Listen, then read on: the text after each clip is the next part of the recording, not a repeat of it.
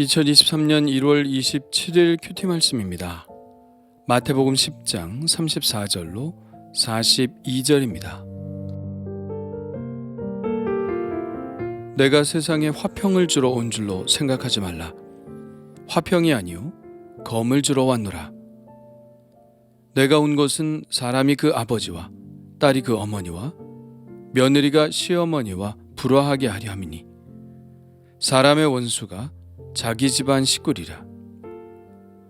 아버지나 어머니를 나보다 더 사랑하는 자는 내게 합당하지 아니하고 아들이나 딸을 나보다 더 사랑하는 자도 내게 합당하지 아니하며 또 자기 십자가를 지고 나를 따르지 않는 자도 내게 합당하지 아니하니라. 자기 목숨을 얻는 자는 잃을 것이요 나를 위하여 자기 목숨을 잃는 자는 얻으리라. 너희를 영접하는 자는 나를 영접하는 것이요 나를 영접하는 자는 나를 보내신 이를 영접하는 것이니라.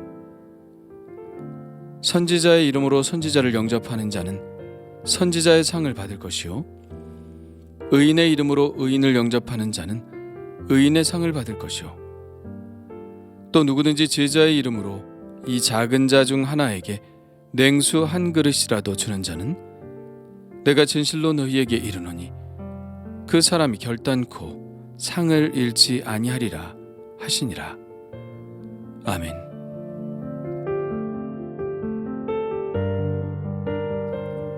예수님은 가끔 이렇게 당신에 대한 오해를 불식시키시려는 듯한 발언을 하십니다. 사람들이 예수님에 대해서 예상하는 것과 예수님의 뜻은 전혀 다를 수 있다는 말씀을 하시는 것이죠. 5장에서도 비슷한 말씀을 하셨는데요.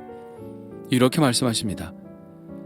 내가 율법이나 선지자를 폐하러 온 줄로 생각하지 말라. 폐하러 온 것이 아니요 완전하게 하려 함이라. 사람들은 예수님이 율법을 의도적으로 어기신다고 생각을 했지만 예수님 자신은 오히려 율법의 본뜻에 접근하고 계셨던 것이죠. 오늘의 말씀도 마찬가지 어법입니다. 이렇게 말씀하십니다. 내가 세상에 화평을 주러 온 줄로 생각하지 말라. 화평이 아니요 검을 주러 왔노라. 제자들은 예수님이 전하시는 복음이 화평의 복음이라고 생각했을 것입니다. 10장 12절에 보면 또 그 집에 들어가면서 평안하기를 빌라 이렇게 말씀하셨고요. 예수님을 만난 모든 사람들은 그 사람이 병자이든지 귀신 들린 사람이든지 마음이 상한 사람이든지 모두 평화를 누렸습니다. 그런데 예수님이 화평을 주신 것이 아니라 검을 주러 오셨다니요. 도대체 예수님은 무슨 말씀을 하고 싶으신 것일까요? 일단 검이 의미하는 것을 한번 볼까요? 검은 지금까지 예수님의 말씀의 주제인 박해일 수 있습니다. 28절에 몸은 죽여도 영혼은 능히 죽이지 못하는 자들이라는 말이 있듯이 박해자들은 전도자들을 칼로 죽일 수 있었죠. 또한 검은 분쟁을 의미하기도 합니다. 누가복음에는 검이란 말 대신 분쟁이란 말을 썼거든요. 내가 세상에 화평을 주려고 온 줄로 아느냐? 내가 너희에게 이르노니 아니라 도리어 분쟁하게 하려 함이로라. 검이 박해를 의미하든 분쟁을 의미하든 제자들에게는 그리 반가운 말씀은 아니겠죠. 그렇습니다. 예수님은 천국 복음을 전하는 일이 결코 낭만적일 수 없다는 사실을 제자들에게 알려주시기를 원하셨던 것이죠. 천국은 그것을 받는 사람들에게는 좋은 것이지만 그 천국을 전하는 일은 결코 좋은 과정일 수만은 없었습니다. 예수님만 보아도 알 수 있죠. 예수님은 이 하나님의 나라를 전하시기 위해 죽으셔야 했습니다. 제자들은 이제 단단히 각오를 해야 하죠. 35절과 36절을 보면 검이라는 말은 사람 사이의 분쟁이라는 뜻에 더 어울리는 것 같습니다. 이렇게 말씀하십니다. 내가 온 것은 사람이 그 아버지와 딸이 어머니와 며느리가 시어머니와 불화하게 하려 함이니 사람의 원수가 자기 집안 식구리라. 이 말씀은 구약 성경 미가서의 인용입니다. 미가 7장 6절에는 이런 말씀이 있습니다. 아들이 아버지를 멸시하며 딸이 어머니를 대적하며 며느리가 시어머니를 대적하리니 사람의 원수가 곧 자기의 집안 사람이리로다. 이 미가서의 말씀의 배경은 말세에 일어나게 될 윤리적 타락의 이야기입니다. 말세가 되면 의인과 선인은 끊어지고 악한 이들이 판을 치게 되는 세상이 올 것이고, 그 극단적인 예가 바로 가족들끼리도 서로가 서로를 밀고 하는 일이 있게 된다는 말씀입니다. 천국 복음이 전해질 때도 바로 이런 일이 일어날 것이라고 주님은 경고하십니다. 말세가 되어 악이 성행할 때 제자들은 더욱더 힘을 내서 복음을 전해야 합니다. 세상이 악하다고 복음을 전하는 일을 멈추어서는 안 됩니다. 그런 악에도 불구하고 복음을 전하게 되면 이 세상의 악함으로 인해 복음을 전하는 이들이 당연히 피해를 받을 수 있습니다. 이미 21절에 장차 형제가 형제를, 아버지가 자식을 죽는 데 내주며 자식들이 부모를 대적하여 죽게 되리라는 말씀처럼 이런 비극적인 일도 일어날 것을 각오하고 복음을 전해야 합니다. 예수님이 이렇게까지 말씀하시는 이유는 그 어떤 것도 복음을 전하는 것만큼 더 소중한 일이 없기 때문입니다. 그 어떤 대가를 치르더라도 반드시 전해야 하는 것이 복음의 가치이기 때문이죠. 정말 그렇지 않나요? 내가 가족들에게 배신을 당하고 그것 때문에 내가 죽는다 하여도 포기할 수 없는 이유는 단 한 가지밖에 없지 않나요? 복음이 그만큼 귀하기 때문이라는 이유밖에는 다른 이유를 찾을 수 없습니다. 그래서 복음을 전하는 자들이 확인해야 할 것이 바로 주님께 대한 사랑이죠. 앞서 예수님이 세례를 받고 물에서 올라오실 때 하나님 아버지께서 들려주신 음성을 기억하죠. 이는 내 사랑하는 아들이요 내 기뻐하는 자라. 예수님이 이 아버지의 사랑의 확약을 받으시고 공생애를 시작하셨듯이 복음을 전하기 위해 나선 제자들은 어려운 박해와 분열을 직면해야 하는 제자들에게 필요한 것은 주님과의 사랑의 관계입니다.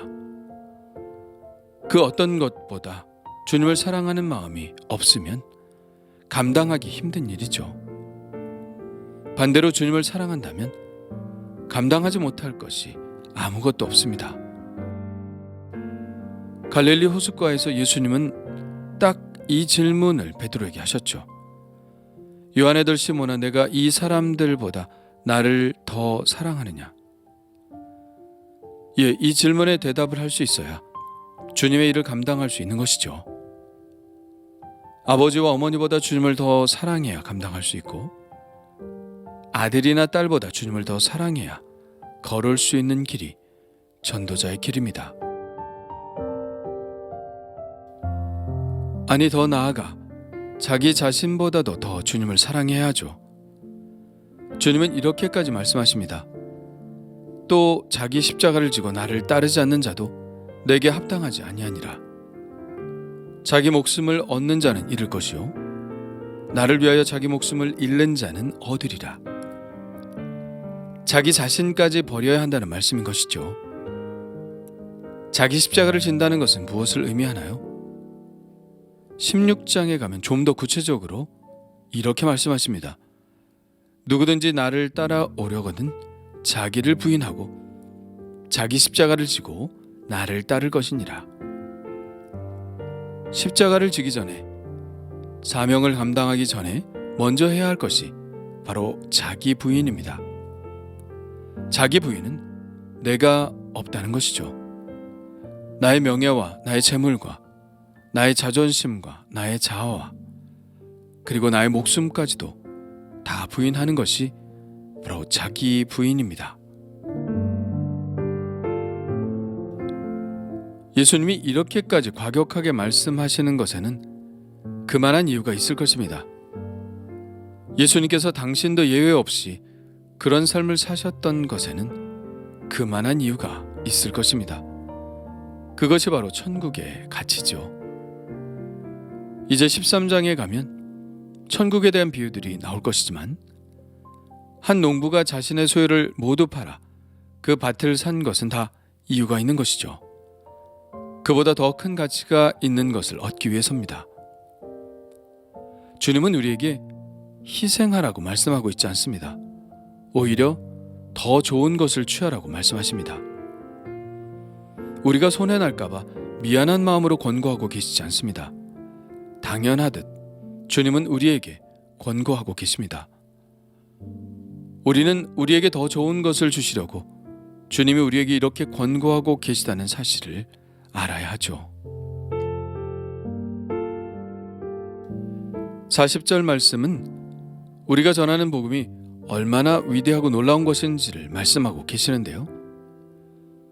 너희를 영접하는 자는 나를 영접하는 것이요 나를 영접하는 자는 나를 보내신 이를 영접하는 것이니라. 이것이 바로 하나님께서 사람들에게 다가가는 방식입니다. 하나님이 사랑하는 독생자 예수 안에 계시는 것처럼 예수님도 전도자들 안에 계시죠. 하나님께서 아들 예수 그리스도를 통해서 이 땅에 오셨던 것처럼 예수님도 우리를 통해서 세상의 사람들에게 다가가십니다.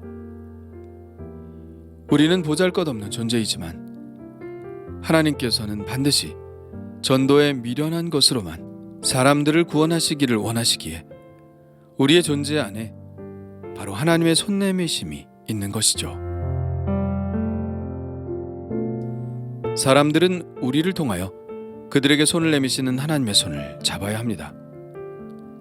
그들이 위대한 하나님의 선지자들을 영접하였듯이 하나님이 보내신 의인들을 영접하듯이 우리와 같은 작은 자들을 영접하여 냉수 한 그릇이라도 준다면 그들은 선지자와 의인들을 영접한 자들이 얻을 상을 결코 놓치지 않을 것입니다.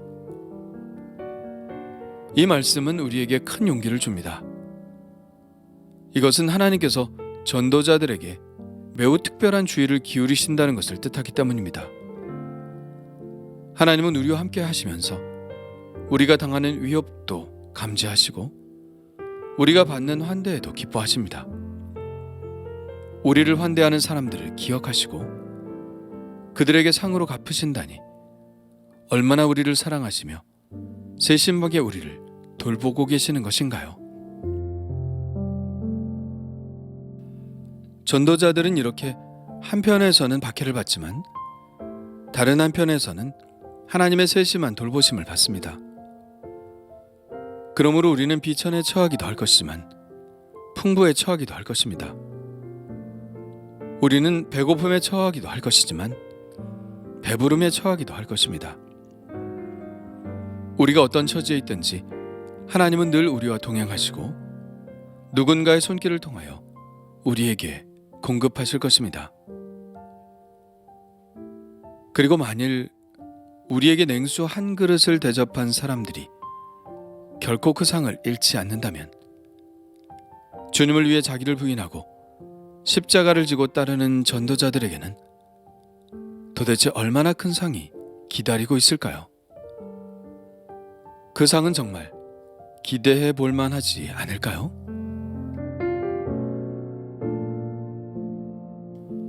주님 감사합니다. 미가의 예언대로 이 세상은 점점 더 악함이 심해지는 것 같습니다. 사람들은 자신의 유익을 위해 무슨 일이든 할 사람들로 변해가는 것 같습니다. 자기를 사랑하는 것이 더 점점 심해져서 다른 사람의 안위는 안중에도 없는 시대가 되어가는 것 같습니다. 그런데 그런 시대에 자기를 부인하고 십자가를 지고 주님을 따른다는 것이 사람들에게 어떻게 보일지 모르겠습니다. 자기 목숨까지 아끼지 않고 천국의 복음을 전하는 자가 되는 것이 이 시대에 얼마나 힘든 것임을 깨닫습니다. 그러나 주님, 그런 자들에게 주시는 특별한 돌보심이 있는 줄 믿사오니 그리고 주님께서 예비하신 상이 얼마나 클 줄 기대하오니 더 큰 가치를 위해 살게 하옵소서. 그러나 무엇보다도 이 모든 것들보다 주님을 사랑하는 그 사랑의 마음으로 행하게 하여 주옵소서. 예수님의 이름으로 기도합니다. 아멘.